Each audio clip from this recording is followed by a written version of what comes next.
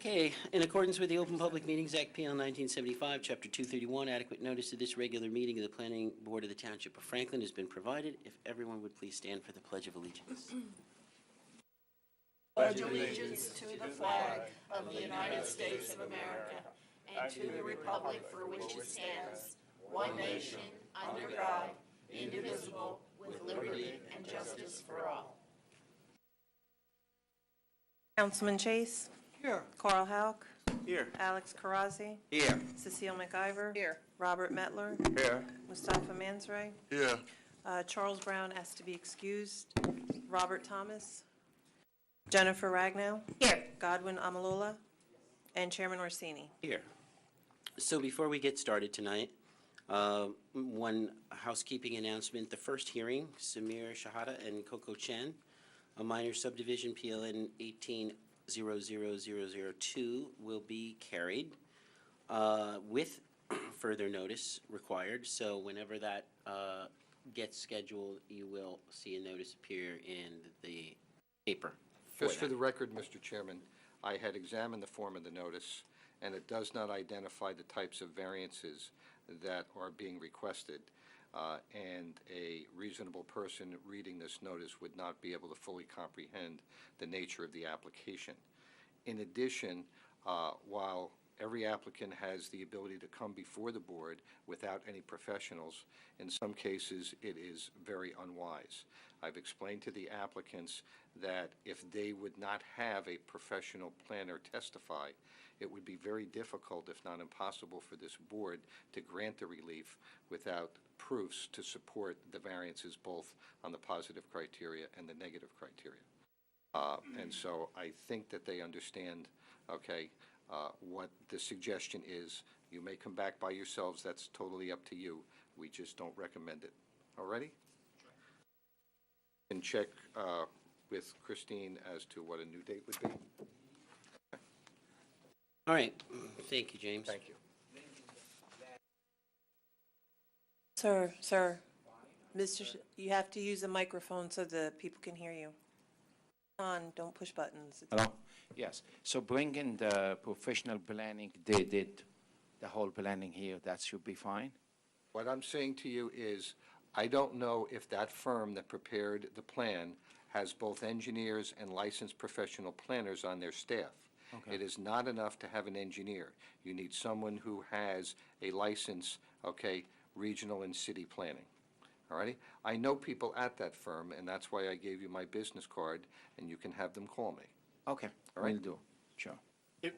Further, if I can make a suggestion, in my report, I'd indicated in comment 2 that there are a number of plan inconsistencies between the site plan and the architectural plans. Some of them speak to whether you need a variance or not for impervious coverage. I would suggest you go back to your engineer and architect, make sure the plans are consistent with one another, update them, and then we can have more clean reports so the board knows exactly what variances you're requesting. Okay? Will do. So, Mark, to that point, I mean, you know how I am about, the state of applications before they come to the board. So just make sure that now that we notice this, that we have it cleaned up before they come the next time. That I can't draw the plans for the applicants. No, I know, but I mean, if they're not certainly- drawn right, I know you can't draw them, but Yep. if they're not drawn right, then don't bring them back. Until they are right. Okay, because we're not engineers either. I need somebody to have their ducks in a row. Okay, so we'll move on. So again, you'll renotice, and we'll let the public, any public is here for that, that'll be renoticed in the paper, so you'll know, have a new board date for that. So, moving on, we did that. Minutes, regular meeting of June 6th. Move to approve the minutes of June 6th. I'll second. Councilman Chase. Yes. Carl Hauk. Yes. Alex Karazi. Yes. Robert Mettler. Yes. Godwin Amalola. And Chairman Orsini. Yes. Godwin, please turn your mic on if it's not on. Thanks. And now, minutes of the regular meeting of June the 20th. I will move them. Second. Councilman Chase. Yes. Carl Hauk. Yes. Alex Karazi. Yes. Robert Mettler, Yes. and Chairman Orsini. Yes. I assume that the lack of topics under resolutions or discussions means just that, so we'll move on to public comments. So this would be the portion of the meeting where we open up to the public on any planning topic that's not the subject of its own hearing tonight. So with that, I'll entertain a motion. Mr. Chairman, I would move that the meeting be open to the public on any subject which it does not have its own hearing later in the meeting. Second the motion. All in favor? Aye. So the meeting is now open to the public for any public planning comments. Mr. Chairman, seeing no one coming forward, I would move that this public hearing be closed. Second the motion. All in favor? Aye. Motion carries.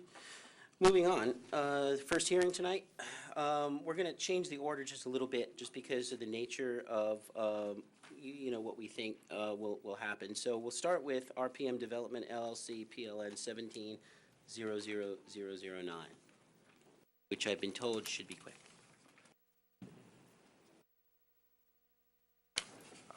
Mr. Chairman, Yes, could I ask a question of our planner about this? of course.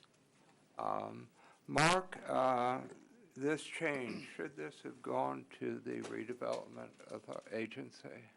Well, the redevelopment agency, anytime the redeveloper, as far as the site plan and architecturals in particular, go before the redevelopment agency, it's really more of an FYI basis.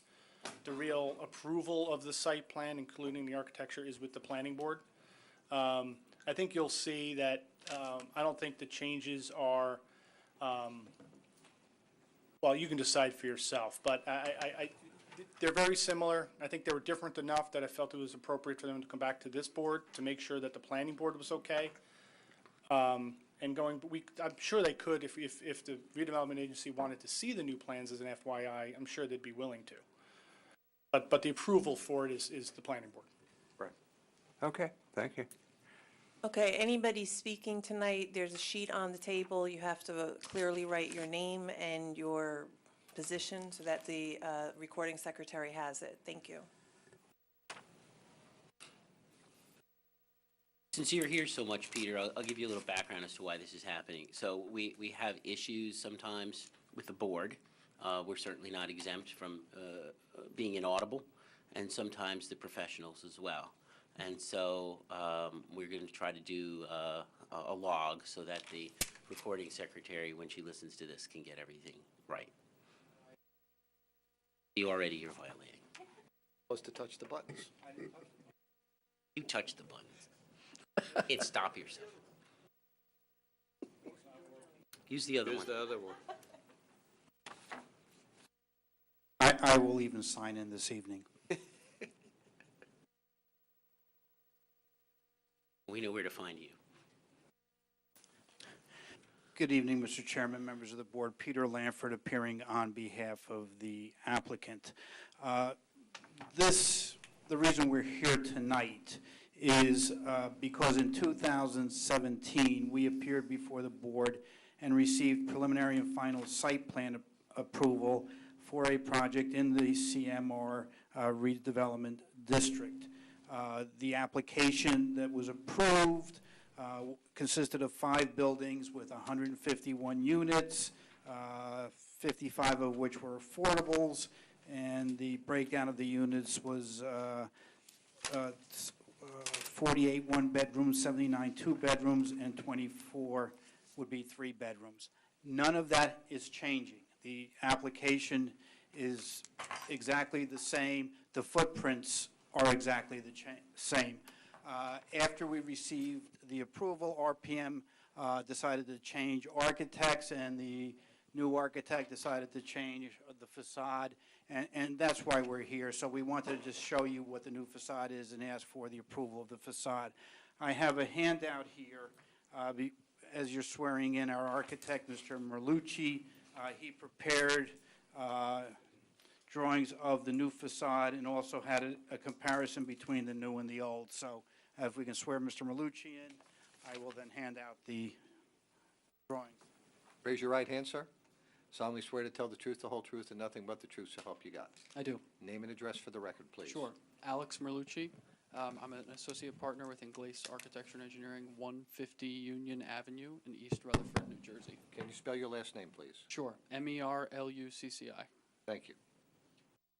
Thank you. And we'll record this handout, Peter, as A1.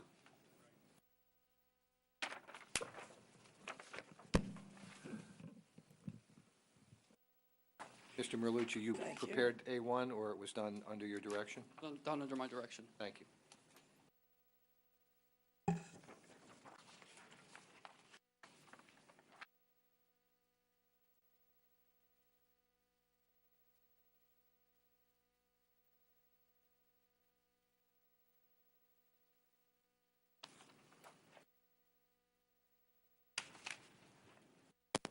Mr. Merlucci, you are a licensed architect in the state of New Jersey, That is correct. and how long have you been so licensed? 3 years.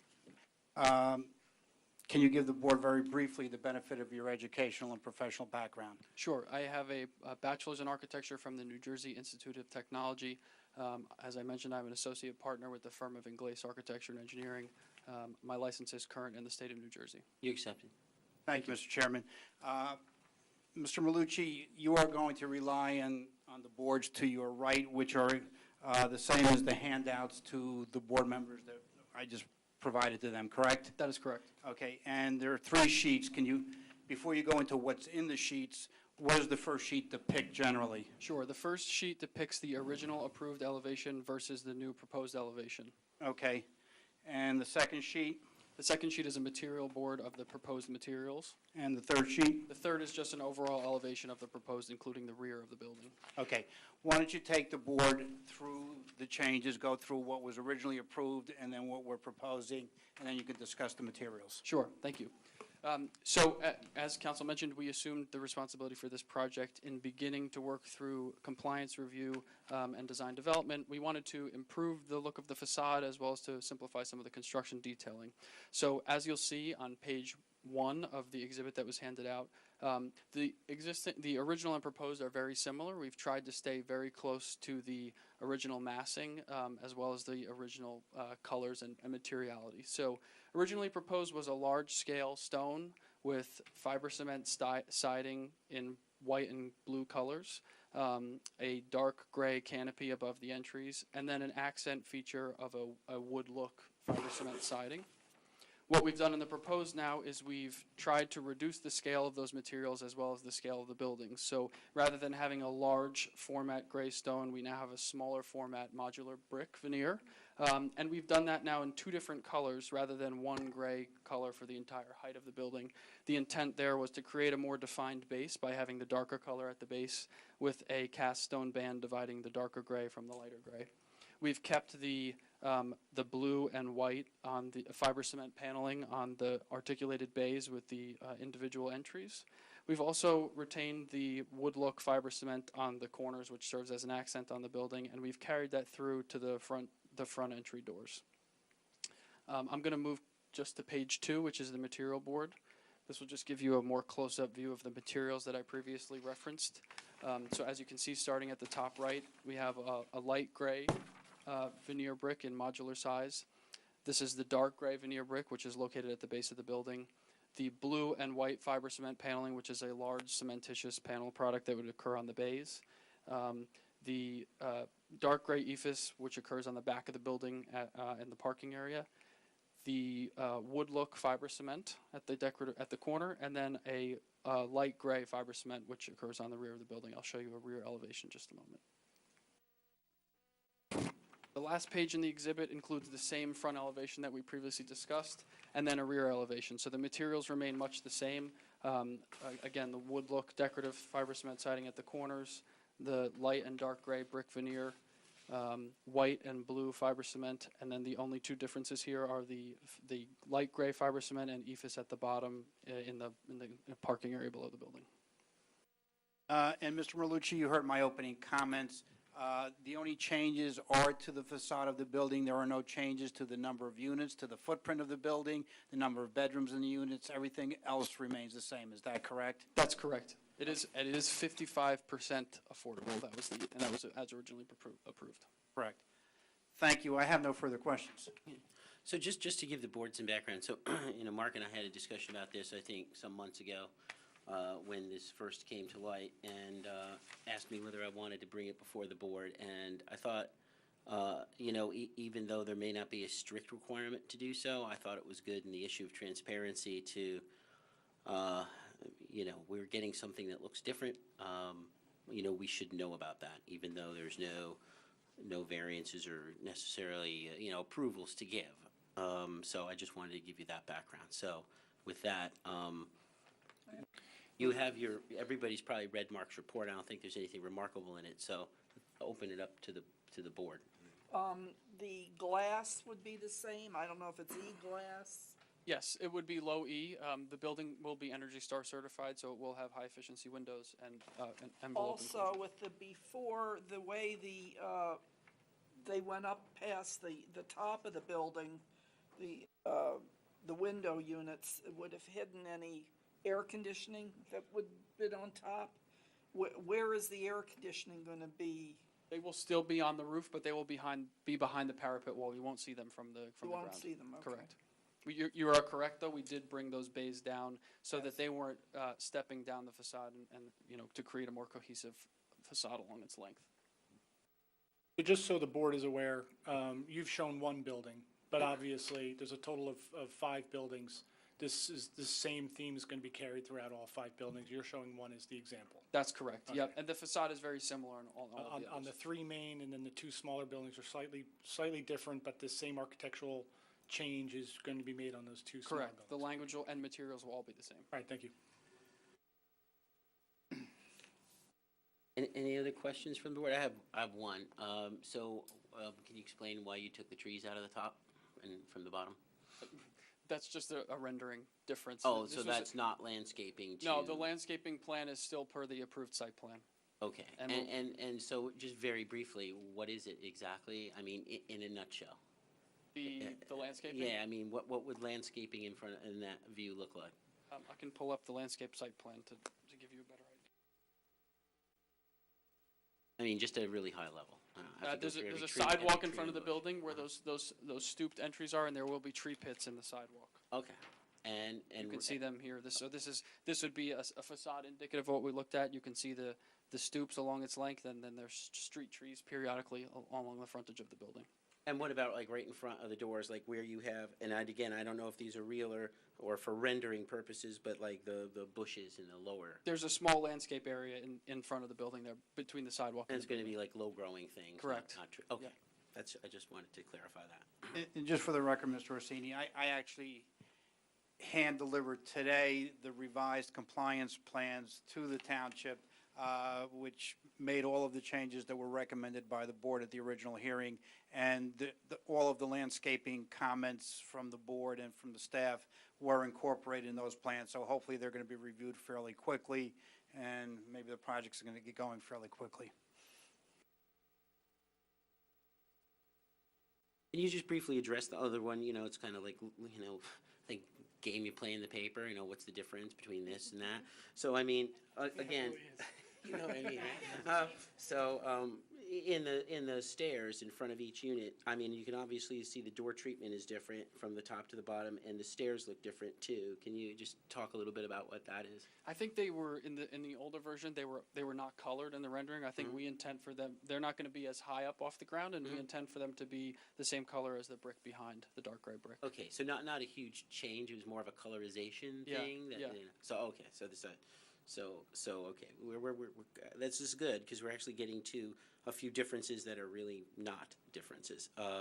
I assume that the doors themselves, the difference between the front and the back, that there's sort of that two panel door where one's a side panel. You have the smaller side panel in the bottom with a different color wood. That's accurate. Yes, that's accurate. Okay. Yep. Because I'm just trying to distinguish what is, enhancements, if you will. We like the between idea of the door being a different color so Yeah. that the entries are identified, and it's a bit warmer to have it, as a wood look type door. Looked like it was like maybe a cloudier day in the top picture, but we're gonna, Yeah, it was cloudy. Echo. Actually, the bottom one, there's no sky in the bottom one. yeah. Mr. Chairman, I think you bring up a good point. I think this is like one of those things that you see in the newspaper, spot the differences, because when you look at each element, the roof line, the window placement, the window widths, the door placement, the materials, each one of them is being changed slightly. But the overall effect, in my opinion, it's very similar. I mean, Yeah, they it's look, really the same they design. really look Everything's similar, being so- shifted around. Again, that's why we felt appropriate for the board to see it and make sure you're okay with it. Okay. Any other questions for the architect? No? Mr. Chairman, I have just one to Mr. Lanford. I just want to confirm what we're all sensing, and that is, as a result of these changes, no new variances are required. Yeah, the site plan does not change at all as a result of this. Like I said, the footprint doesn't even change. Thank you.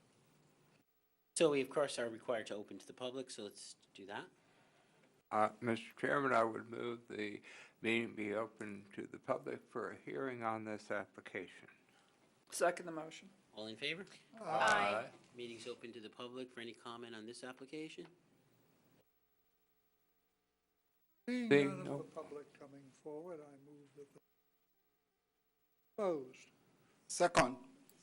All in favor? Aye.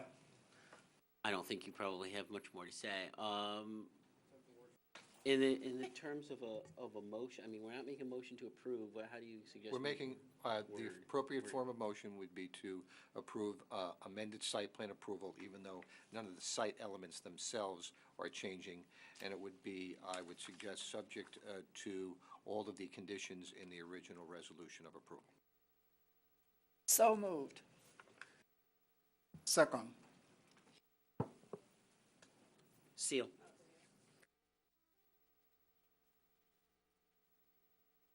Councilman Chase, Yes. Carl Hauk, Yes. Robert Mettler, Yes. Mustafa Mansray, Yes. Jennifer Ragnow, Yes. Godwin Amalola, Yes. and Chairman Orsini. Yes. Thank you very much. Thank you. Thank you. Okay, so we'll go back up and we'll hear application from John Sudia, PLN 18-00004.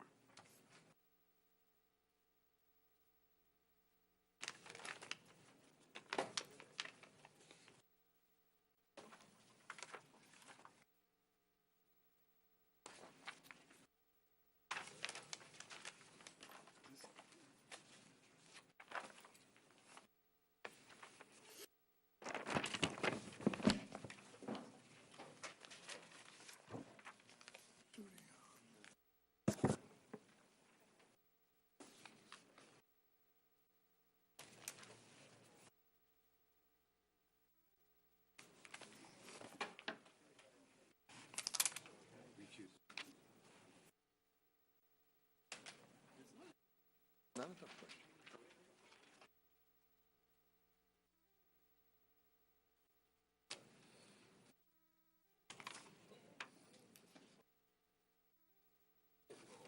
No, well, no, I got a number. I can just go get a pop. So Seal, I'm gonna have you chair this portion just for Sudia. I'll come back for the other one.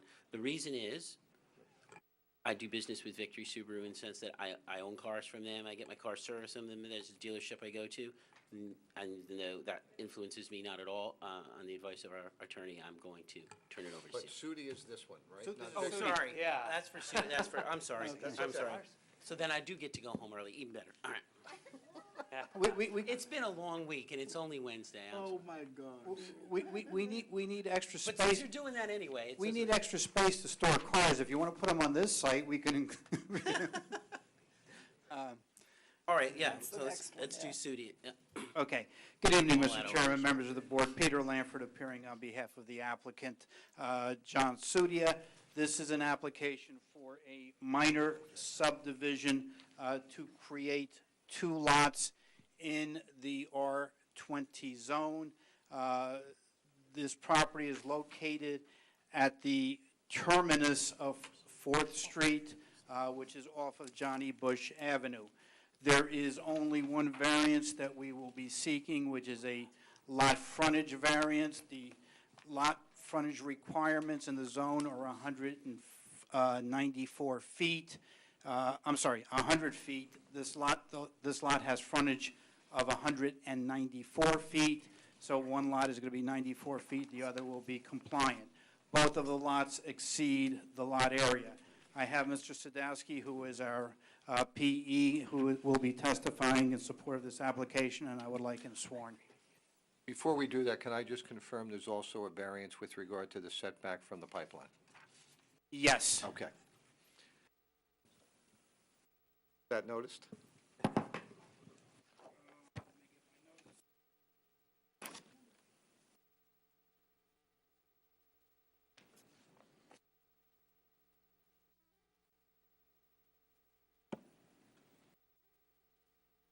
Particularly was the pipeline coming. I only noticed the front yard's frontage variance. I did have language in there indicating also that any other variances that may be determined, so I believe my notice is sufficient. I would agree that the notice is sufficient, Mr. Chairman.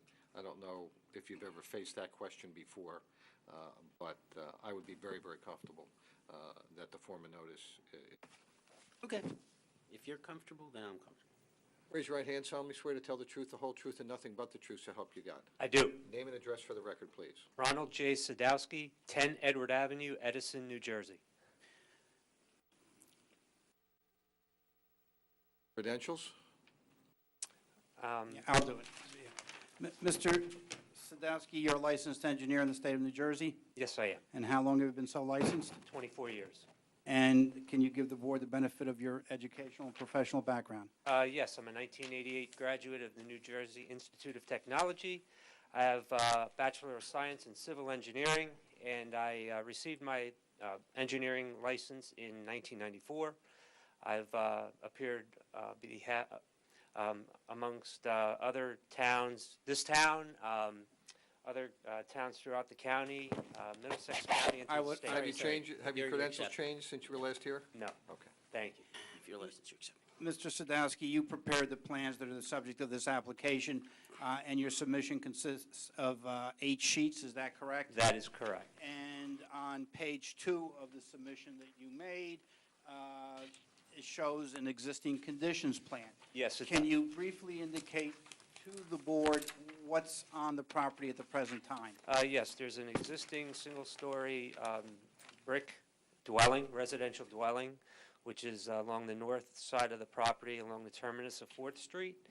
And south of that, along the southern property line, there is a barn, a garage, an asphalt driveway, a quite large driveway that is similar to, in footprint, of a second home. Okay, and the proposed application would be to demolish all of the structures on the property and construct 2 new single-family residential dwellings? That is correct. Okay, now, there is a pipeline adjacent to the subject property? Yes, to the north property line, there is, Okay. correct. And the existing dwelling, what is the setback from the pipeline of the existing dwelling? The existing dwelling is 47 feet from the pipeline. Okay, and we are going to construct a new house on the lot if the subdivision were to be granted, and how far would the new house be from the pipeline? That setback would be 51 feet. So we are moving the new house further away from the pipeline than the existing dwelling, is that correct? That is correct. Okay, now, what is the frontage of the property in its current condition? The current frontage of the single lot is 194.72 feet. Okay, and the zone requirement, as I indicated in my opening, is 100 feet, is that correct? That is correct. And what we are proposing is that the lot closest to the pipeline be the one with the 100 feet? Yes, Okay, and the other lot would be 94 feet? yes. Now, as far as the lot area, do both of these lots exceed the requirements of the R20 zone? Yes, And the structures that we are proposing to construct on the property would meet all of the bulk requirements, front yard, rear yard, side yard setback, and coverage requirements. Is that correct? That is correct. Now, with respect to the 5-foot deficiency in the front yard, there are two adjacent lots, Lot 5 and Lot 6. Can you indicate to the board approximately the size of those lots? Yes, Lot 6, which is the corner lot, is 16,000 square feet in footprint, I'm sorry, in area, and Lot 5 is 20,000 exactly. Right. And since Lot 6 is an undersized lot, we couldn't try to acquire additional land because that we would make that lot further undersized in order to eliminate the frontage. Is that correct? That is correct. Okay. Now, you also on the plans have shown two different size houses. Is that correct? That's correct. And can you indicate the reasoning for that? The reasoning for that is we wanted to make every effort to increase the offset from the existing pipeline. In order to do so and to maintain the required side yard setback, we reduced the footprint of the home. Okay, and the house closest to the pipeline, what is the approximate footprint of that house, including the garage? 1,500 square feet. Okay, and the other house on I'll call it the larger house, what is the footprint of that approximately? The adjacent house to the south is 2,100 square feet. Okay. Have you had an opportunity to review the Technical Review Committee report that was generated in conjunction with this application? Yes, I have. Okay.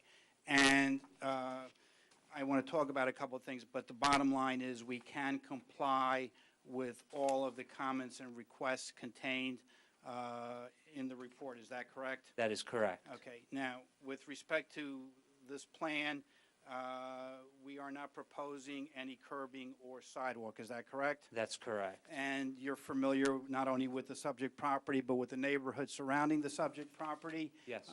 Is there any curbing or sidewalk in the general vicinity of that property? Not at this time, no. Okay, and as I indicated in my opening, this property is at a dead end at the end of 4th Street, and there are a couple of houses, or actually one house to get to Culver, and that house doesn't have any curbing or sidewalk. Is that correct? That is correct. Okay.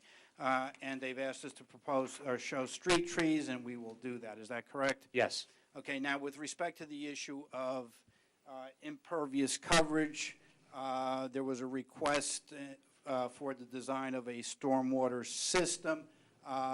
In reality, are we in fact reducing the coverage by the construction of these two new houses and the driveways as compared to what is currently on the property? Yes, as I mentioned earlier, the existing barn or garage to the south of the home has a quite large asphalt driveway, which everything's going to be eliminated. So as a matter of doing all of the demolition on the site and the construction of the two new homes and their driveways, we're reducing impervious coverage by a little more than 400 square feet on the property. So how's your stormwater being handled? I mean, just runoff? Is it dry wells? Well, surface? Well, since it's a decrease, we were actually maintaining the current drainage patterns. Right now, everything drains from, the dead end side, which is the north, to the south towards Culver. So we were keeping the similar drainage patterns as previously. And the nice thing about how the grades are on this site is right where the houses are, there's a ridge. So we'll have all of the roof leaders and all of the driveways drain to 4th Street and then down to Culver. So in other words, the site drainage will work pretty much exactly like it does now with less impervious coverage. That is correct. and I think we do have to demonstrate to the engineering department that there is a reduction in impervious coverage, and if there is, I don't believe we do need to provide dry wells or anything else. But if in fact our impervious coverage does exceed what's there, we will have to provide it. So we'll work that out with the engineering department. But you just said your impervious coverage will be. It has not, So, I but mean, how We can didn't it give not them be? we didn't give him the calculation. Oh, okay, so maybe that's why he's asking for that. Yes. So you're saying if all else is equal, you wouldn't do the geotech, you wouldn't do it? It wouldn't be All right. required. That's correct. Basically, if the net increase is more than 1,000 square feet, then you would. Yeah, I'm sure that it is not. But that's what they'll have to work out. That's right. Do you have to contact the gas company that owns that gas line? We gave them notice of the hearing. They were served, so we are required to do that. We do not have to contact them when we're constructing because we are not within their easement, but we did give them notice of the hearing as required. How many feet is their easement? Their easement runs all along, which would be the north side of the property. I think Steele's probably asking how wide is it? Well, I mean, obviously, you're away from the pipeline now by 51 feet instead of 47, but technically, how wide is their easement? Without having to get out any protractors. there is no easement within the lot, the existing lot for that gas pipeline. Okay. I don't think that was the question. I think the question was, how wide is the easement? Well, the required setback is 100. I'm not talking about anything to do with the lot, just how deep is the easement? I think I can In other answer words, that. like, here's the pipe, on either side of it, is it 25 feet, is it 30, is it 50? Mr. Chairman, I believe it's 50 feet, but I do believe that the answer that he gave is probably the more important one, which is the easement is not on this property. The easement runs along, you see that, the exhibit that they have, the left side of that is the property line. The easement is on the other property. If you'd like, To you the want to mark left. that? Well, yeah, if we're going to refer to Yeah. that exhibit, let's call it A1. My pen, too. Thanks. Yeah, if you don't mind, this is a rendering, just a color rendering of the site plan drawing that's in your package. There's some information on there that's been eliminated just for ease of view. A1? And prepared by you? Yes. Thank you.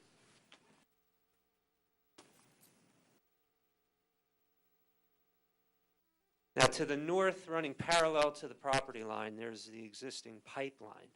But on the survey, there is no pipeline easement within the lot. The entire easement is to the north. Yeah. But we still are required to there is a variance because we need to be 100 feet away from that pipeline. That's a township requirement. Right. Not the gas pipeline requirement. And on the other side of the easement is part of the PUD, the townhouse complex? Yes. Okay, and adjacent or behind, on the other side of the easement, there are in fact townhouses. There are. And are they 100 feet from the pipeline? No, They're- those are not townhouses. They're Those are single families. I'm sorry, homes. single-family houses. They have large rear yards, which would lead me to believe that they have the required. Maintained the yes. distance. Okay. All right, the reason I'm asking is I'm a survivor of a gas line explosion. I lived about 300 feet from the explosion, and the closest house was about 100 feet. No one was killed, but anybody living 47 feet or 51 feet would have been incinerated by that gas line explosion. Now, you're going to be digging and setting up vibrations in the ground. And my concern is that it's possible to loosen any joints in this pipeline if you're not extremely careful with the construction digging. Are we doing a basement? And you read about this sort of thing going on in the papers all the time. It just happened. That Tonight's This is news, the other one. Newfield. big gas explosion in Wisconsin. Well, there was one in Newfield How where can two you people got killed. guarantee that your construction isn't going to cause this to happen? Well, first of all, we're not putting a basement in the house. The house is going to be on slab, so there will not be a basement. That's number one. Number two, obviously, we also, before we start construction, have to notify the pipeline company concerning the commencement of construction. Number three, I mean, the reality is we're moving the new house, which is going to be quite frankly, better constructed than what's there further away from the existing pipeline. We could have very easily just left the existing house, 4 feet, yeah, but it's still within the, but it's there, and we could have left it there and just built the new house where we're proposing it on proposed lot 8 and not changed anything. But in fact, we're building a new house, which again is now with new construction techniques and will be in better shape than the existing house that's there. And if you're worried about vibrations or things like that, then the existing house could remain, but I think you're better off with a new house. all right, suppose the letter to the gas line company gets misdirected. If you don't hear back from them, how do you know that the appropriate will receive the letter? Because we recently approved something near a pipeline over there off Old New Brunswick Road. And the gas line company was sending someone out to monitor the construction near that pipeline. And there's nothing indicating that here. I'm not They sure why will- you're they looking will at me. It's also really the applicant that needs to answer that. Yeah, they will also have to call for markouts, in which case the company will go out and mark it and be notified of the construction. The company will go out, Yes, they'll be required to do that? yes. Oh, it's a law, yes. State law. Well, what do they mark out? They mark out the area of their pipeline, not the easement, the actual area of their pipeline within a certain distance. Usually it's 18 inches on either side. Do they also, Mr. Chairman? Yeah. Do they also specify what kind of heavy equipment is allowed to work during the demolition or the digging or the construction, or they don't? Is at the discretion of the engineering company who is building the building? When I do markouts, and sit down. When I do markouts, usually the company calls to get an indication of what you're actually doing. Even though in the markout computer, it describes what's going on, whether it be a demo of a house or some kind of construction to a certain depth, the markout company, especially gas pipelines, such as the size of this pipeline, will call the applicant or the construction company and go over their site plan or whatever's going on with it. When I do a markout for just the parking for Franklin Day at Colonial Park, they call me and ask me what we're doing, even though we're just putting up like tents, stakes for tents. Would it be possible to, during the pre-construction meeting, to have somebody from the company to make sure that they know what is going to happen and perhaps work together with the Gas company? gas company? Yes. We can do that. But we do have to mark it out, and we have to notify them, so they will be aware of it. Yeah, so I mean, we were discussing, James and I, that might be a condition of approval is that, the gas company come out and inspect the pipeline, make sure its integrity, either how they do it with infrared or obviously, so the pipeline's below the ground, so it's not like the Alaskan pipeline where it's up above, so the moose can pass underneath. So, can't just visually inspect it, they would just have to do something to, ensure the integrity and to do what I think you just agreed to is essentially just mark everything out. Because, I mean, without a doubt, what's there now is closer. Right. And you're making it better, so it's tough to say you're doing anything worse. That said, we want to make sure that you do, We'll do whatever we have to do. Is Mr. Clarkin suggesting that they inspect the pipeline before construction or after After it's done? After it's done. Okay, make sure you haven't jostled anything. and that's fine. I have no problem with that being a I condition. know they have tremendous sophisticated, airplanes that go over, they can see things that you just couldn't see a decade ago. Right. Mr. Chairman, if I could suggest maybe a modification to that, because I think perhaps, we're maybe suggesting what the pipeline company might want to do. Do they actually need to inspect it? I don't know. I think what we want to make sure is that they need to do whatever they need to do, and the pipeline company needs to tell them what to do. You get what I'm saying? And an inspection may not need to inspect it. They may say, if you're going to construct within 51 feet, you need to do X, Y, and Z. And they need to reach out to the pipeline company, find out what that is, and inform the township what that is.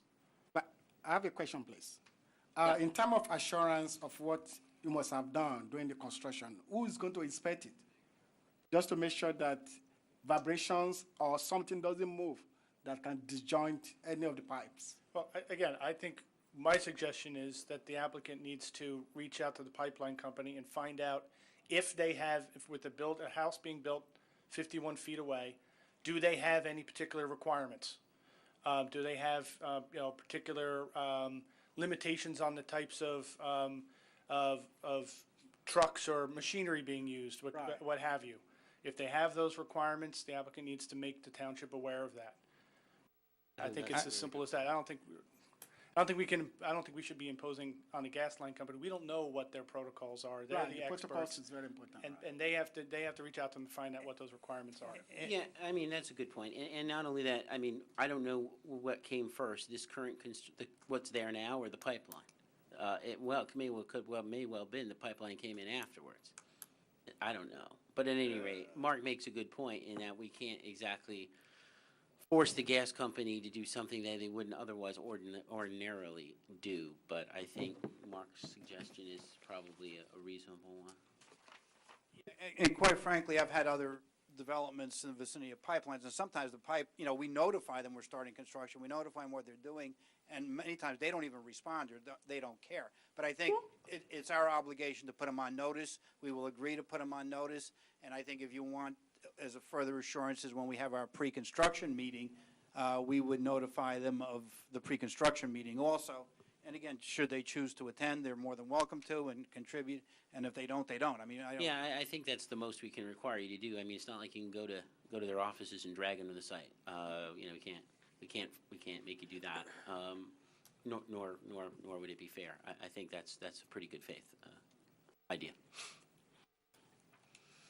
I'm just concerned that you admitted that your notice that you sent out did not specify this particular variant, so that even if you sent the notice to the pipeline company, they may not have clued in that you were going to be that close.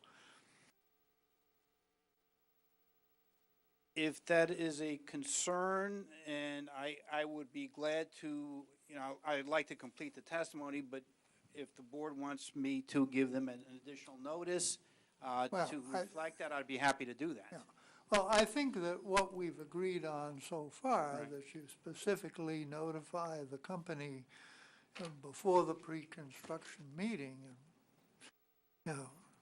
Yeah, no, I Mr. think. Chairman, really tell them more clearly what you're doing, but I that's think sufficient. if the applicant is willing to actually reach out to the gas company and say, in our original notice, we didn't exactly specify the distance. We are 51 feet away.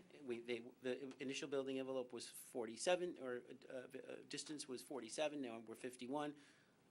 Do you have any, Mr. Chairman, I'd like to also suggest that the applicant reach out to the company, ask what is their protocol, and also what are their guidelines for building around their pipelines. They may already have that. They may have said, okay, you can build up to this distance, you can use this kind of equipment. So let's see if they have it, and make it that part of Well, here's the thing with that, Alex. They're already doing that because this is a township ordinance, not a gas company ordinance. I don't, frankly, and I assume that if you were going to build like 2 inches away from this pipeline, you'd have somebody coming out there waving flags. Well, first of all, going backwards, they have, the pipeline is not 51 feet from the new building. The easement starts at 51 feet from the new building. The pipeline is somewhere further within that 50-foot easement, number one. Number two, we are building on our property, and it's generally assumed that we have the right to build on our property. We're not building on the easement or affecting the 50-foot wide easement. Yeah, because obviously, if you were in the easement, then that becomes a legal issue where you'd have to purchase that easement from the gas company to build there. Or in many instances, the easement runs through somebody's property, and if the easement runs through somebody's property and you intend to disturb it, you have to work with the pipeline company. Right. So to get their consent. I think what you've agreed to and what we've asked you to do is fair. To make it explicit to the gas company how close you're going to be, to try to, invite them out for the pre-construction meeting, and to make all good faith efforts to notify them at whatever steps you should notify them, and then I think that's what we could reasonably ask you to do. I will gladly send them a letter as soon as after this hearing, to tell them what we're doing, and we'll go from there. We can copy the board, please. Yeah, I will copy the board. Now, we'll also provide them copies of the drawings. I think that's probably appropriate also.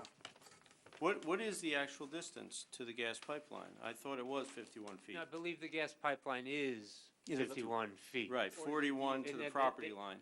There is no easement on our property for that pipeline, but the pipeline, the surveyor, when they went out to survey the property, did locate the gas pipeline markers, which would delineate where the pipeline is. And that's shown on Exhibit A1. And so, yes, the existing home is 47 feet away. The proposed is 51. The existing home has a basement. The proposed is going to be slab. So just to be clear, the variance that's identified, the 51 feet, Is from the pipeline. is from the pipeline, and it was identified in the reports correctly. And it is measured from the pipeline, not from the easement. That is correct. Okay, I apologize for that. Just one last thing on the staff reports that I think we need to correct. There was, in comment number 19, it indicates that we would have to pay an affordable housing fee for the new homes. Since one of the new homes is a replacement for an existing home, it is my understanding that we have to pay an affordable housing fee for the second house and not for the first house. That's correct. Yep.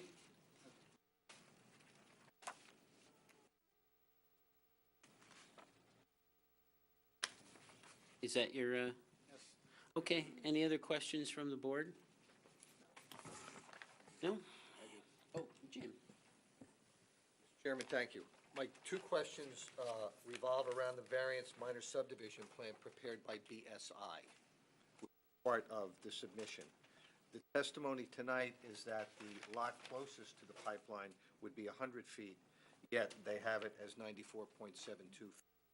So we need to have that correct. Yes. What happened was, when we let me explain, when we originally submitted our application, we flipped it. We had the 94-foot lot closest to the pipeline, but because of the concerns raised in the staff reports, we made the 100-foot lot the one closer to the pipeline, and therefore that gave us the additional separation. So we will correct that. All right. My second point is this.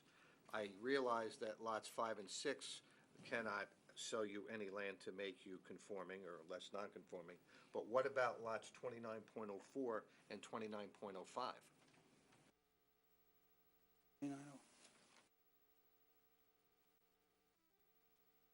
They could sell you a portion of their rear yard if they had sufficient area.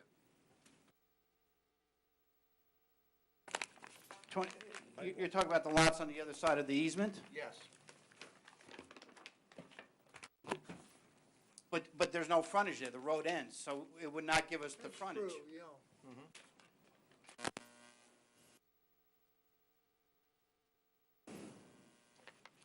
Okay, just, Okay, just to get the record. Yeah, but Yep. the terminus of 4th Street is right at the end of our lot, so even if we were able to acquire some additional land back there, it wouldn't be frontage. and the board can certainly also take notice that the extent of the relief being requested is not particularly great. Right, and the other thing is, you also have the pipeline, which then provides an additional buffer anyway, so. Yeah, I mean, I would call it pretty minimal. That said, I just wanted to ask, do you want to offer any planning testimony to the type of variance before we open to the public? Well, I think the testimony was that we can't acquire the land to make the lot conforming. We've indicated that we meet all of the other bulk requirements. These lots exceed the lot area in the zone, so all of the setbacks in the zone will be met. So even though we may be deficient 6 feet, we still have the appropriate separation from all of the adjoining properties and all the setbacks from the adjoining properties. So you would argue that it is a C2 De minimis better deviation. planning alternative? Yes. Mr. Lanford, Does anybody want to comment on, with respect to the lot frontage variance, if you look at the radius map, you might be able to make a comment about the consistency of the lot frontage with that existing in the area? Actually, the lots are also identical to the two across the street. I was out there today to double check the area. I believe Lot 6, and I didn't measure it, and I don't have one of these little things, but I believe also Lot 6 doesn't have the requisite frontage. There are a lot of lots in that area that don't have the requisite frontage. I mean, it looks like the frontages that are proposed, if you look at the radius map, is basically the same as the lots behind it that front on Second Street And across and the on the opposite side on Fourth Street. Right. The side lot lines basically match up. Are there sidewalks on this property? None. There's none in the neighborhood at all. Well, then we should be asking you to contribute to the sidewalk fund for future sidewalks. You're right. Out of the requirements for new buildings, right? Going to take my job. Actually, in a few minutes, that's actually technically true. Any other comments from the board? If none, let's entertain a motion for the public. Mr. Chairman, I would move that the meeting be open to the public on this application. Second the motion. All in favor? Aye. Anyone from the public wishing to speak on this application can now come forward. Once, Seeing no one coming forward, I would move that this hearing be closed. Second the motion. all in favor? Aye. Wait, Oh. Dave on this. All right, well, I'll make a motion to reopen the meeting to the public. Move to reopen. Second. All in favor? Aye. My house is other side of. Hold on a second. Sorry. Give your name, your address, and spell your name, and be sworn in. My name is Divyesh. That is my first name. Spell as D as a David, I, V as a Victor, Y, E, S, H. My last name Shah. That is S, H, A, H. My address is 160 2nd Street, Somerset, New Jersey, 08873. Can you raise your right hand, please? Solemnly swear to affirm or that you'll tell the truth, the whole truth, and nothing but the truth. So help I you do. God. Thank you. My house is actually on the exactly other side of that gas pipeline. One side is this lot and other side is my house. And I was aware of this hearing, so I just here, to see how is the proceeding on that. I am not very much aware about the new construction. How is the proposed lot and proposed houses on that. So just my concern is that currently the existing property or lot has many old trees and the many big, old trees and the good landscaping area is there. So I'm just wondering, is it going to be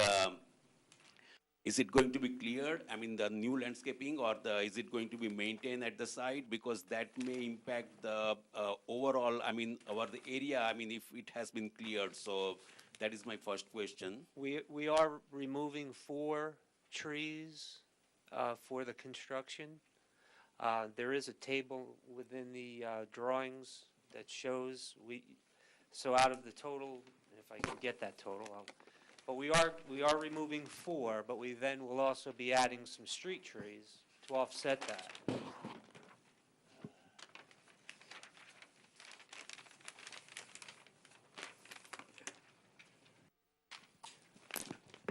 The trees. There's a total of 21 trees on the site, and we're removing 4 as part of this application.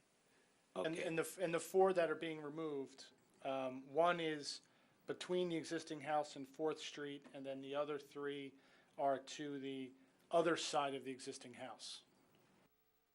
They're the 4 trees closest to 4th Street. So if you're on 2nd, all of the trees in the backyards toward you are staying, Yes. according to their plan. Yeah, just make sure that you know, and it's written in comment 12, there's, I think, an in lieu tree replacement payment, which makes no difference to the site, that the applicants agreed to. And then, just to make sure that everything is delineated so that it's protected during construction. That can be done, and the tree removal is clearly delineated on drawing 2, so it is 4 trees that are coming out, and the rest of them will remain. We can make sure that when they do submit for building permits, that those plans are consistent with what they presented to the board.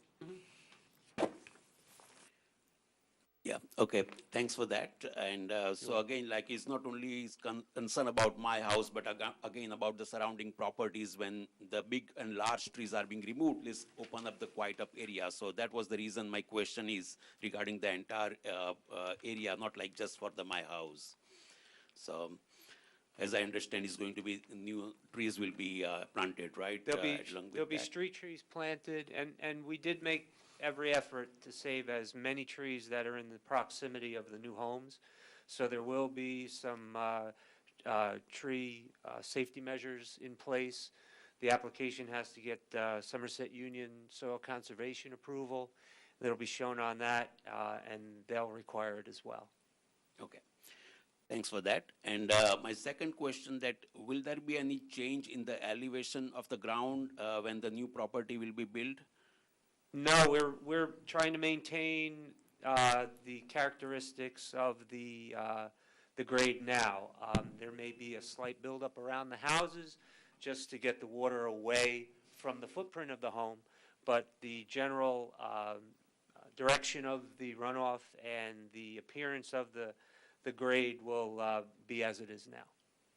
Okay. One of the reason I asked that question, that of course I would like to make sure that the runoff should not come onto my side or my property, otherwise it will create more problem. And currently this current lot is slightly at the lower elevation than my property. So if anything has been raised, then the water runoff will come on my side. So that is one of my biggest concerns. And that's why we're raising it at the house to force it to the roadway, so that it doesn't continue to the other properties.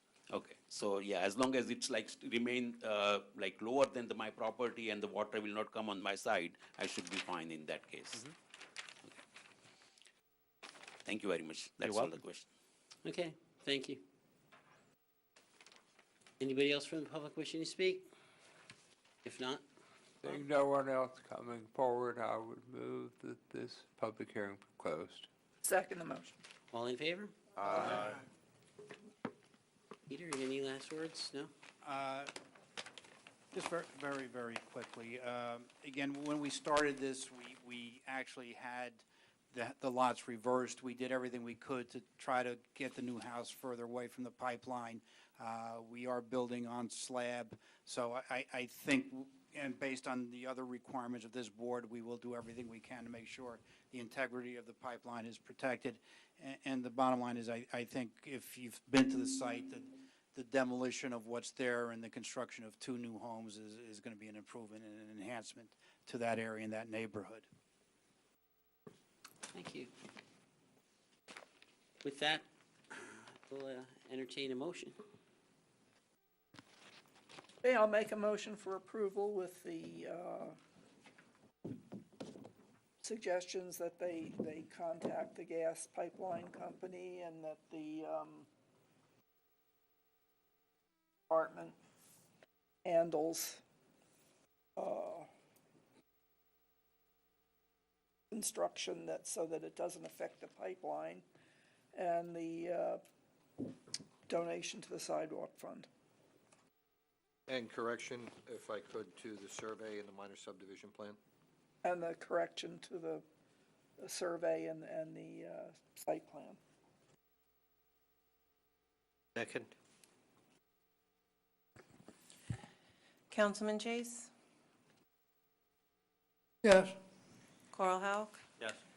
Alex Crosby? Yes. Robert Mettler? Yes. Mustafa Mansouri? Yes. Jennifer Ragnow? Yes. Godwin Amalola? Yes. And Chairman Orsini? Yes. Thank you.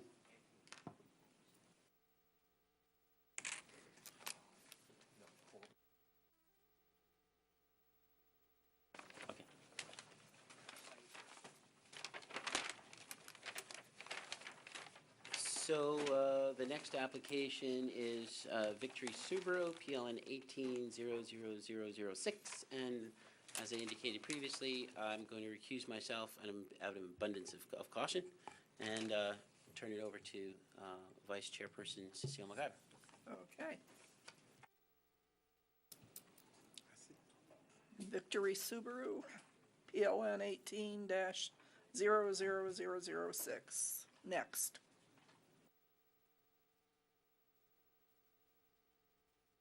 That's also my application, Madam Chairperson. If you give me a second to set up.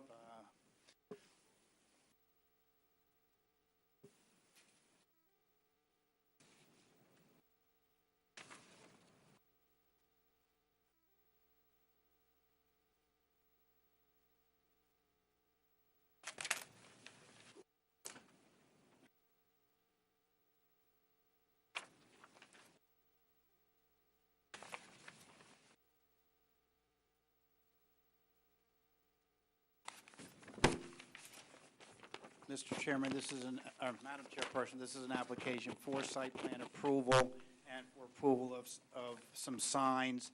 There are some variances that are required. Quite a few years ago, the prior owner was before the board, and when they purchased the adjoining property, or the property to the south of the original building, and we obtained an approval to have a car storage or car parking area at that time. The good thing is that since the new owner has taken over the property, the business has grown, and there is a need for some additional parking. And also, as you will hear, there have been renovations done to the building to modernize it at the request of Subaru. Those were done with building permits. And so we are here this evening basically for an additional expansion of the parking area, related stormwater management, and also some signage. I do have two witnesses this evening. I have Mr. Schmidt, who's our site engineer, who prepared the site plan, and then I also have Mr. Leanne Cavallo, who is the professional planner who will opine on the variances that we are seeking. If we can have Mr. Schmidt sworn. Madam Chair, I have a couple of housekeeping items, if I could. Please. One of the items of relief also is to eliminate a previous condition to retain a particular tree. That tree met its demise many years ago. As a matter of fact, when, and I think Dr. Chase was very instrumental in trying to preserve that tree, and we did everything we could. And actually, before we removed it, we had somebody come out to inspect it, and we actually submitted a report to the township saying that the tree was dead. Yeah, I noticed a year or two ago that it looked quite ill, and then when this application came in, I immediately went over and saw the stump. Yeah, but yeah, and before we removed it, I know it was a concern of the board many years ago. We did have somebody go out there, professional, to examine the tree and to certify that it was dead, and we submitted a report when we did an admin approval a couple years ago. That'll put that issue to rest. So, yes. All right, the second item is the application for site plan approval made reference that we were going to remove the pylon sign and replace it with a monument sign. That's not the case, correct? That is not the case any longer, and I'll go through the testimony with our professionals, because there is a pylon sign that is being proposed and not a monument sign. Great. Raise your right hand. Solemnly swear to tell the truth, the whole truth, and nothing but the truth, so help you God. I do. Name and address, please. David Schmidt, 77 Carnes Place, Belmead, New Jersey, 08502. Can you spell it, please? S-C-H? S-C-H-M-I-D-T. Thank you. Mr. Schmidt, you're a licensed professional engineer in the state of New Jersey, Yes, I am. and how long have you been so licensed? 22 years. You're accepted. Thank you. Mr. Schmidt, you prepared the site plan, which is the subject of this application. Correct. Okay. Can you please describe the subject property, what's currently on there, and then go over what we are doing? Okay, I'm going to be very quick. I don't have really any exhibits. What I have on these boards are basically the plans that were supplied to the building planning department. So I'm going to reference them, but they don't really need to be exhibits unless you prefer us to mark them as exhibits. The first exhibit I have is the site plan, which is dated March 12th, 2018. It was revised March 29th, 2018. The property is located on the southbound side of Route 27. On the bottom of the sheet is Route 27, and up northward, we have a building. The building's been there for many years. We put some additions on it.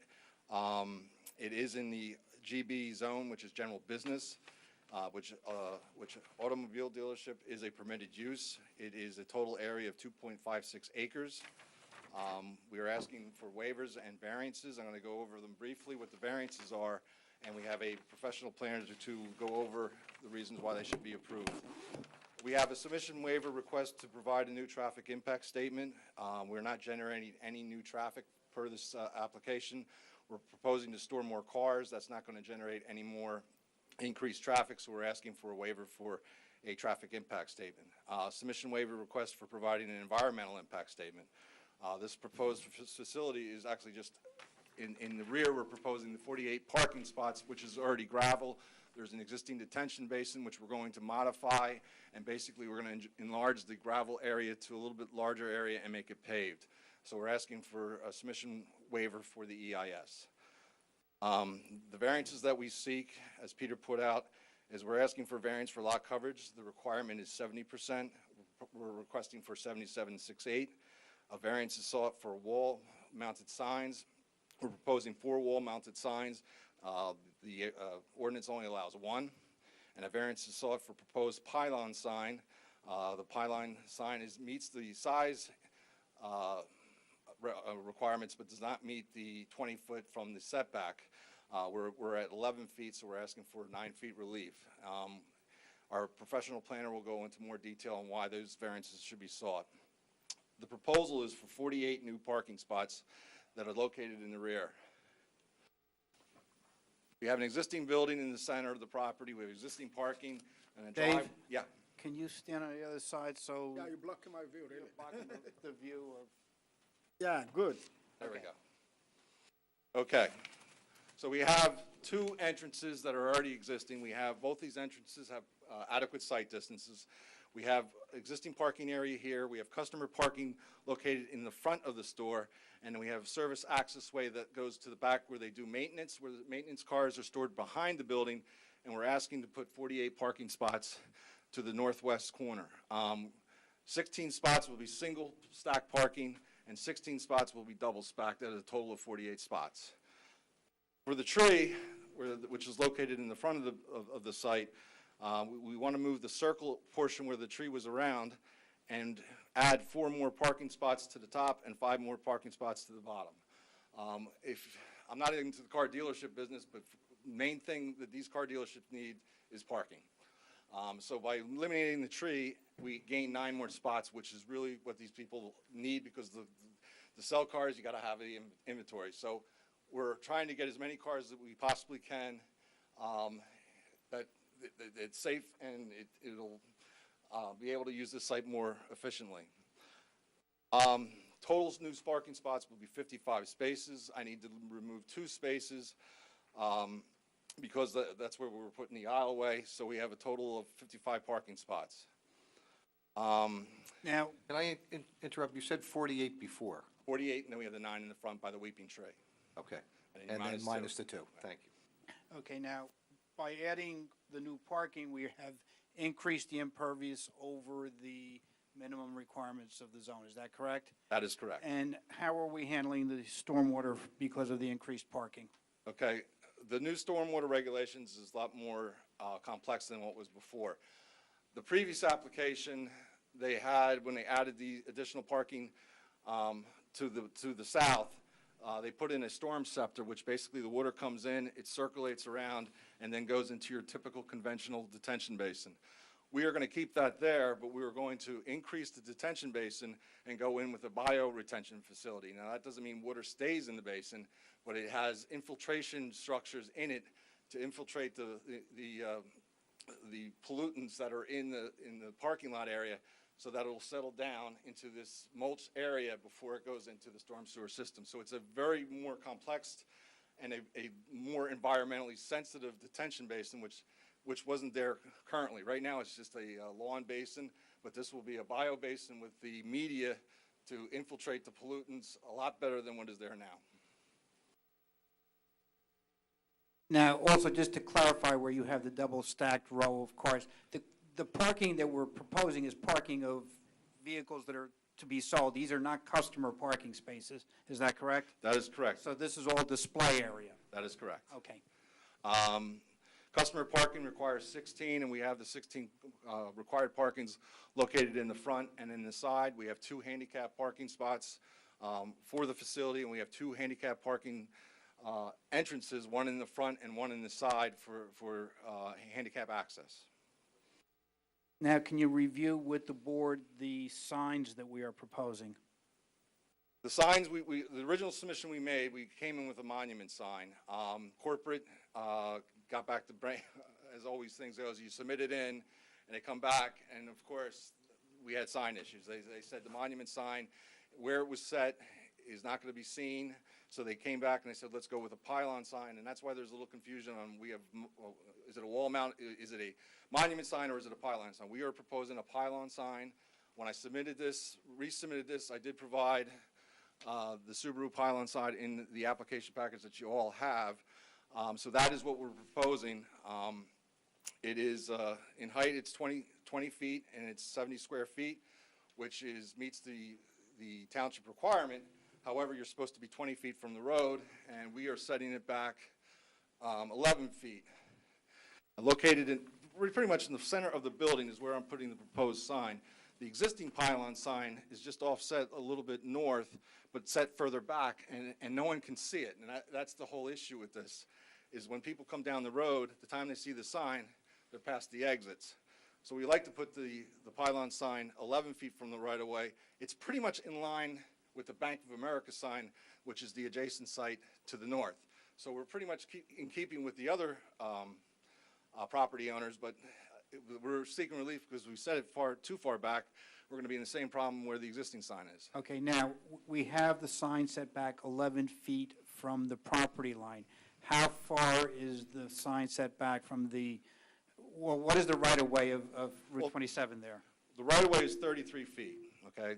Then you go back another 12 feet, that's 45, and then you go back another 11 feet, so it's about 55 or so feet from the center line of the road.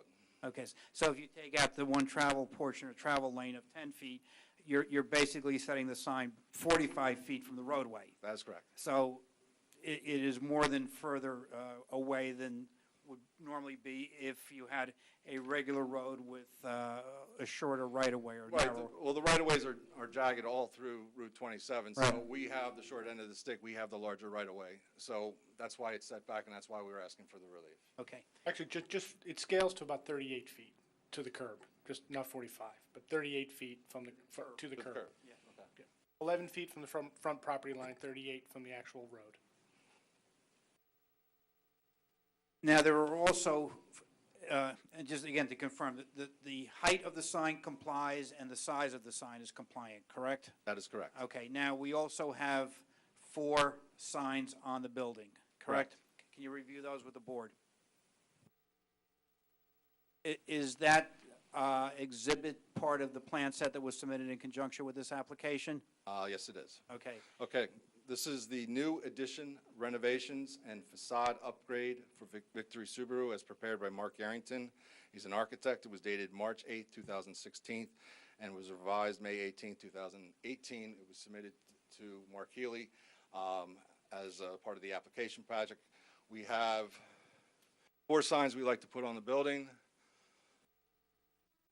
There's a brick portion column on this. This is the side portion of the building. These signs will be located along the side of the building. We have a Victory Subaru sign, which is 5 feet, 2.5 inches long by 3 feet in height. We have Subaru spelled out, which is 17 feet, 1.25 inch long with 2 feet height. We have further down the building, we have Victory, which is 10 feet by 7 inches long and 1 foot 6 inches in height. And then we have Service located at the very end, which is 10 feet 4 inches long and 1 foot 6 inches in height. All these signs and even the Pylon sign is internally lit. So a variance is being sought for 4 signs because the ordinance only allows 1. Okay, and they are all on the same side. And as far as a traveling motorist, some of those signs will actually be, like the service sign, will only be visible once somebody's on the site. It's not going to be visible from Route 27, is that correct? That's correct. The Subaru's logo sign and Subaru itself will be probably visible, but then the victory and service is definitely until you get into the site.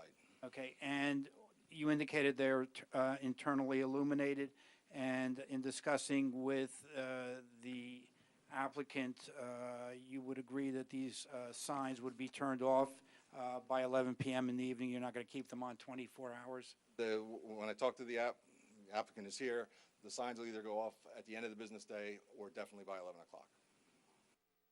And just for the record, other than the variances that you have testified to, all of the other conditions of the building, the size of it meets the zone requirements, it meets the FAR requirements of the zone, the height requirements, all of the entrances are compliant, the impervious coverage, we are seeking the variance, but everything else is in compliance, is that correct? That's correct. The building is 17,868 square feet.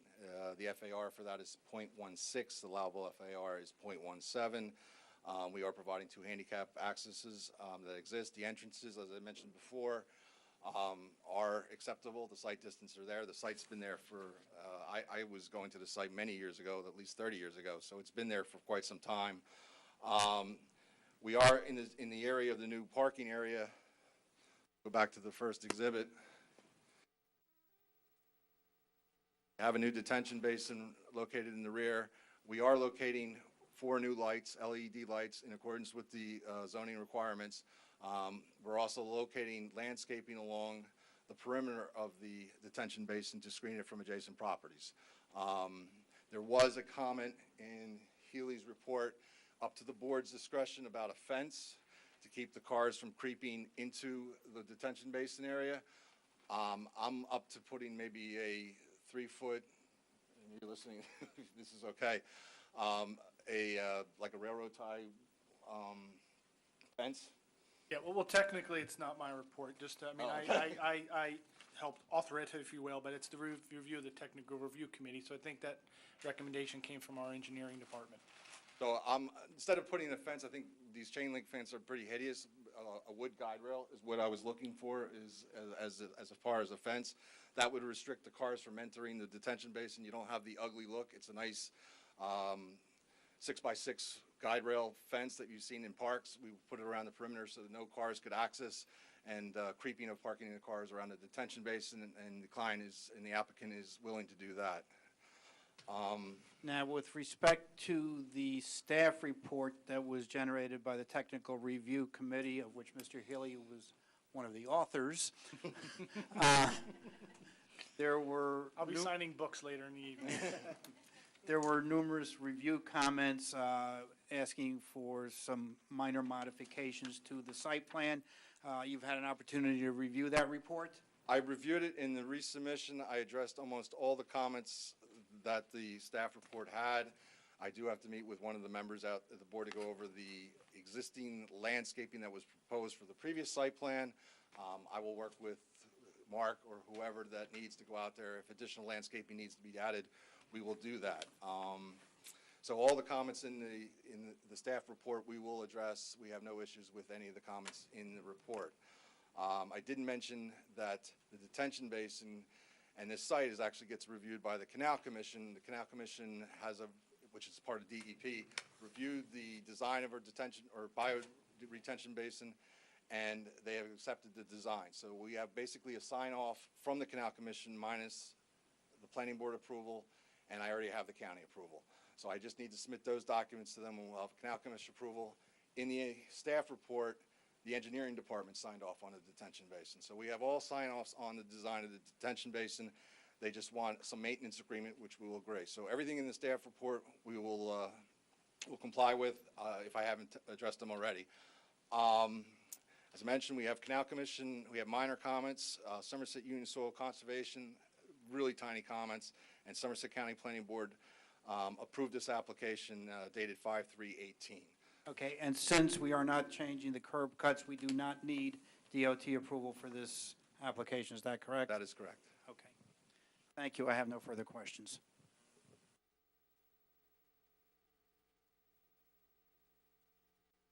One comment, 12, about a enclosure for the dumpster. I assume that's something we're going to.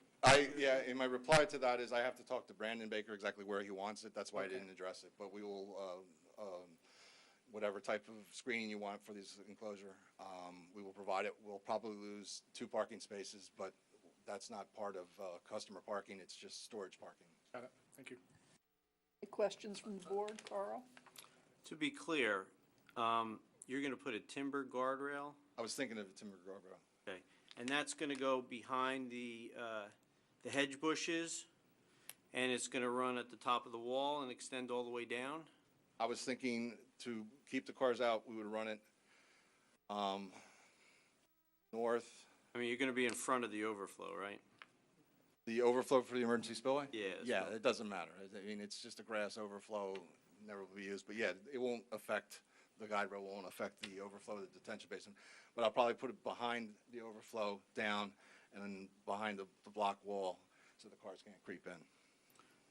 Well, I would like to see it directly behind the hedges in front of the overflow, just so you can't have any cars parking near there, rather than behind it, between, you said the overflow and the outfall structure. You want it, okay, so you want I it. would rather have it tight there and then at the top of the wall extending all the way down. Got it. And, obviously you need a break for maintenance vehicles such as lawnmowers and any kind of, small pickups that may have to go down there and do kind of, scarifying of the biomedia or whatever. Yep, okay. Any other questions? I had one question. I guess you mentioned that the basin is a different kind of basin because of the whatever is needed for design. And maybe this question is for Mark. I know that the regular basins are maintained on a quarterly basis, and we have to submit a report. Is this going to be requiring a different kind of maintenance and inspection? I think Carl can probably answer that Okay, question Carl. better than I can. Each of the types of basins that are designed or approved by the DEP have certain maintenance requirements, and they differ. We have individual checklists on the website for the quarterly for each type. Very good, thanks.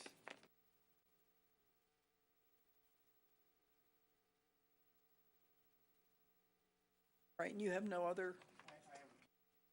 Okay. I'm sorry, I have a planner.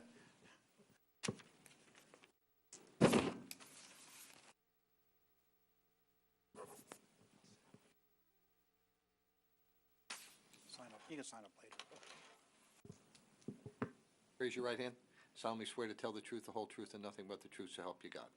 Name and address for the record, please. First name is John, last name Leoncavallalo, Leo Cavallo, 388 Washington Road, Suite E, Sayreville, New Jersey. And John, you're a licensed professional planner in the state of New Jersey? Yes, have been for over 33 years. You're accepted. And John, you're familiar with the zoning ordinances of the Township of Franklin, the master plan of the Township of Franklin, and are familiar with the application that is before the board and have visited the subject property? Yes, I have. And you were use the microphone. And you were here in the room this evening when you heard the testimony of Mr. Schmidt where he reviewed the variances that we were seeking. Is that correct? Yes. Okay. Can you, again, go over what those variances are and also provide a justification for the grant of those variances, please? Sure. Again, the variances are lot coverage that you spoke of.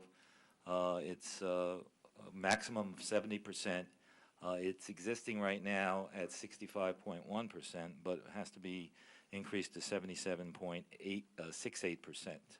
The next variance is the pylon sign, which is existing and is 11 feet for the setback instead of 20 feet, and that was discussed with the engineer. And it's the distance with the pavement included from Route 27 is over 30 feet.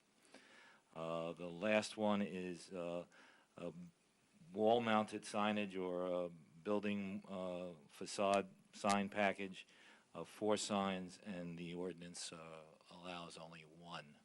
Okay. And the variances that we are seeking would be flexible C variances?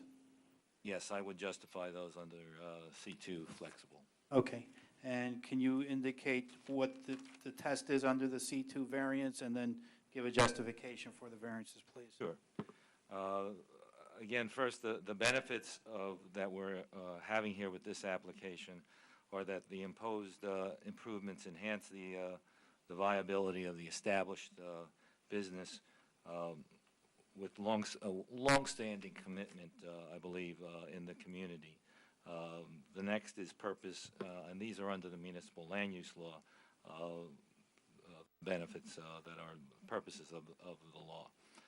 The proposed improvements will promote aesthetics with a fresh look and imaging that is very important to the branding of Subaru and to each dealership, and is a inherent requirement of each dealership.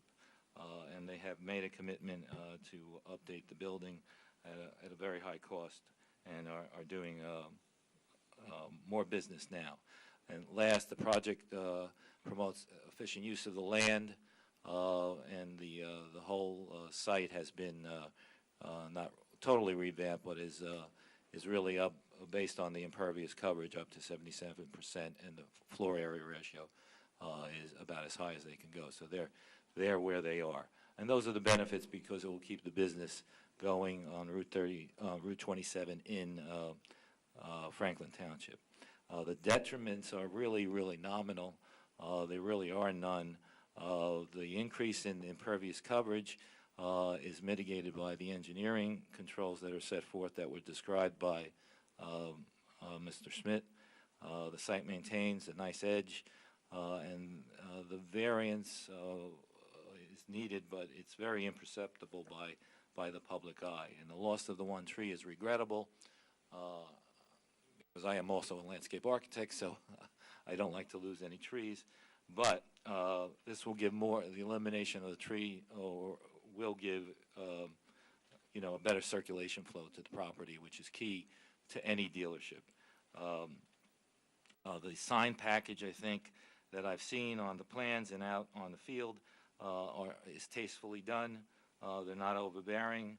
The ground sign is not a ground sign anymore, as we said. It's a pylon sign. And it doesn't impede any visibility at all, and the views of the other signs are fine. The wall signs are consistent with the typical design that you have at dealerships that are necessary, and that the dealerships require as part of their business plan. The relief will not substantially impair the zone plan. It is a specific piece of property and not regarding a zone as a whole. And lastly, this is the only township auto dealership in the town. So there's not going to be any other wholesale increases in impervious coverage with other dealerships at this time. So the conclusions are that the statutory tests are met, and I would ask respectfully that you grant the approval that's asked for in this application. Thank you. I have no further questions. Is there any way to replace some of the asphalt with pervious asphalt rather than the impervious kind? Mike? For the engineer.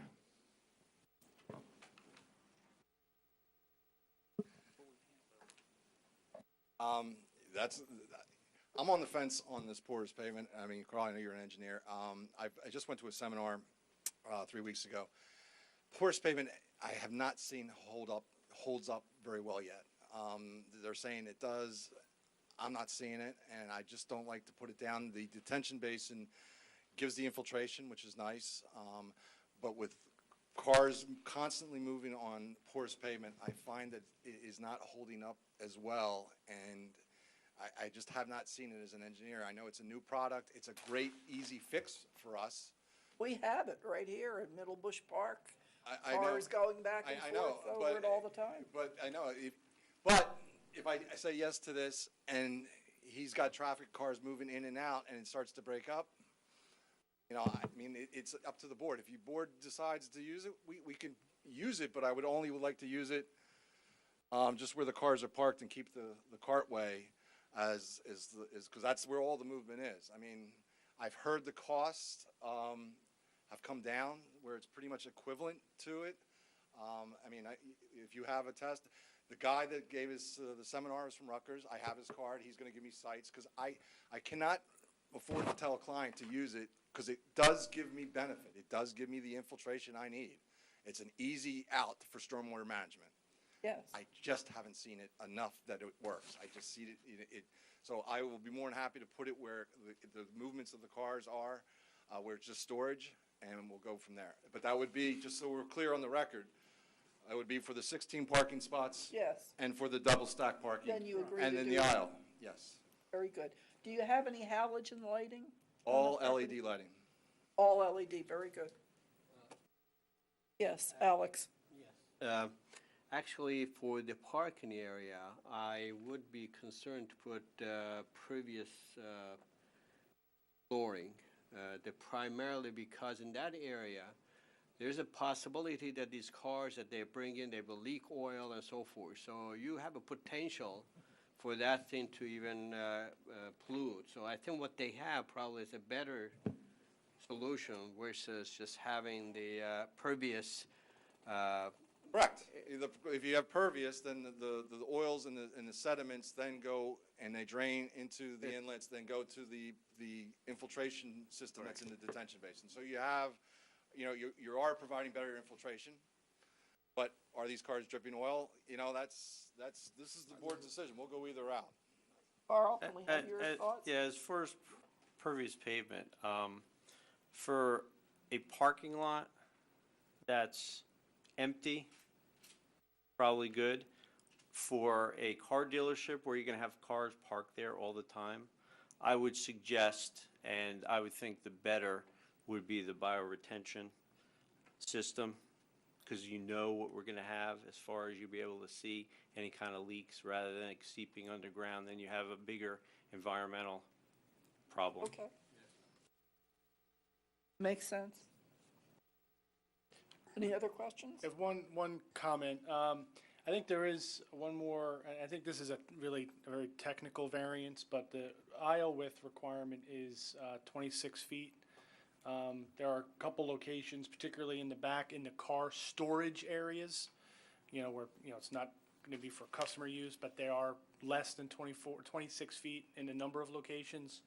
And then in the customer parking area, and this may have been granted previously, but just in case, there's an existing condition in the 6 parking spaces right in the front. I believe that scales to less than 26, but that again is an existing condition that the applicant's not proposing to change. And So, my recollection is that was approved years ago as part of the original expansion. I believe so, but nonetheless, it's an existing condition, again, that the applicant's not proposing to change. So I would suggest that, that be added as well to the resolution.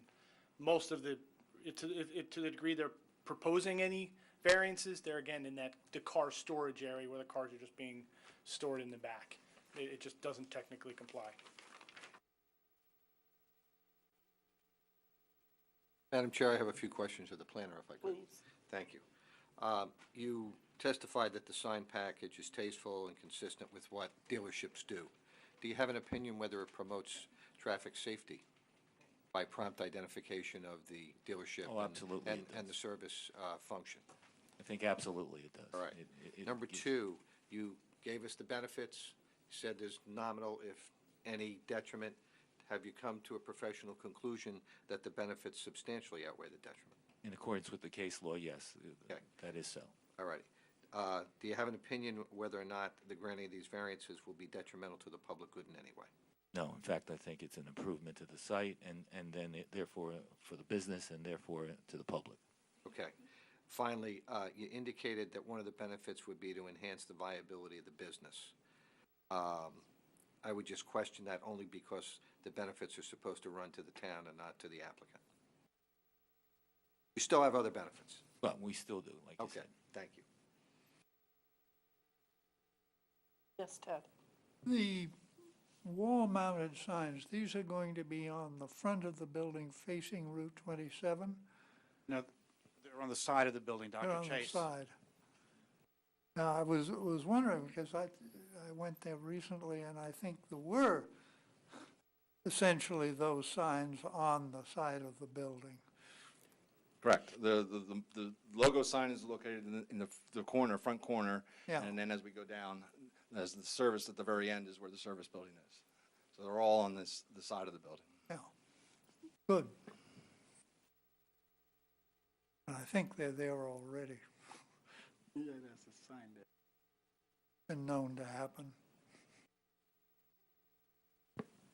I don't think the signs that we're proposing are. Maybe it's not the same as Yeah, what you're. there are some signs there from previous approvals. Yeah. These are new signs that we're proposing mandated by Subaru, so these are new signs.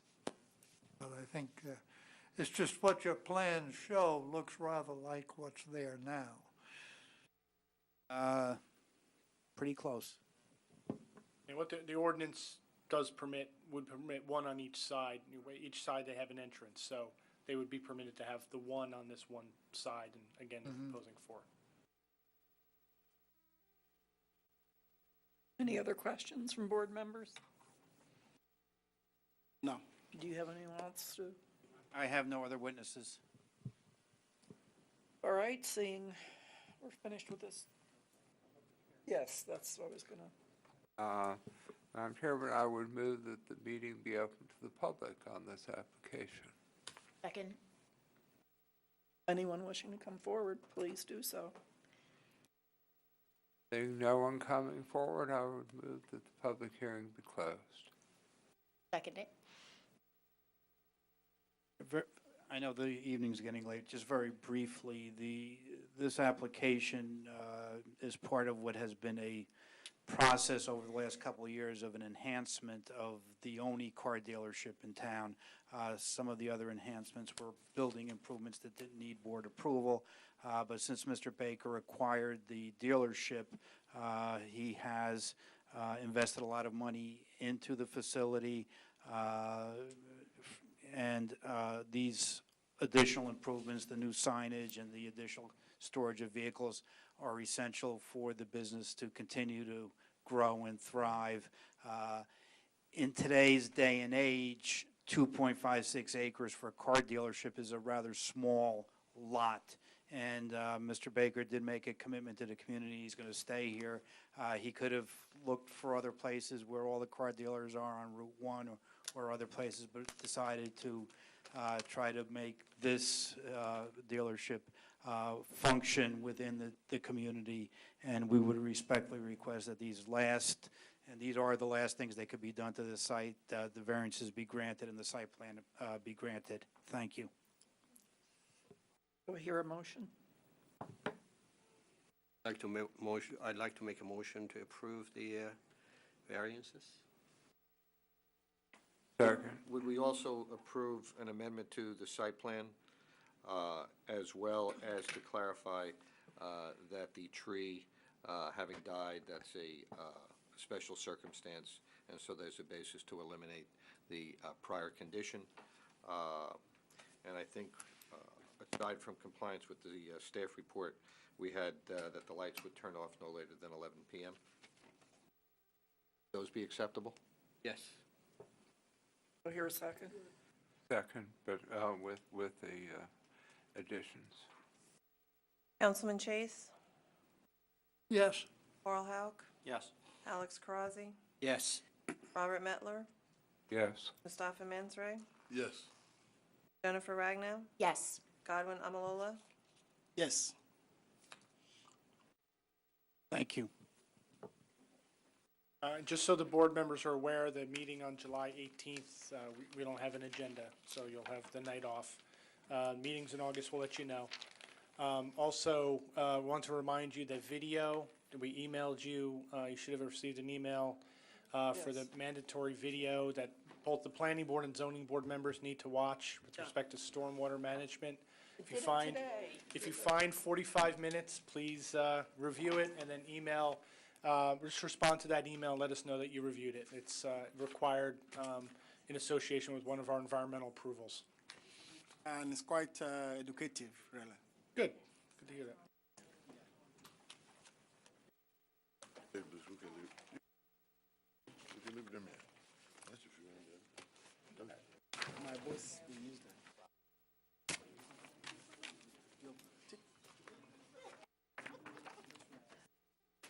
Do I hear a motion to adjourn? We haven't done that yet. All in favor? Motion to adjourn.